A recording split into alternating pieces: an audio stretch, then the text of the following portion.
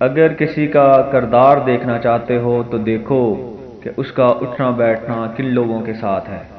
زندگی میں قسم، قدم اور قلم سوچ سمجھ کر اٹھانا چاہیے۔ الفاظ ہی سب کچھ ہوتے ہیں، دل جیت بھی لیتے ہیں اور دل چیر بھی دیتے ہیں۔ سستی انسان کے تمام اچھے ارادوں کو بھوکے شیر کی طرح کھا جاتی ہے۔ حد سے زیادہ سونا ٹھیک نہیں، ہر نیا دن ایک نیا موقع دیتا ہے۔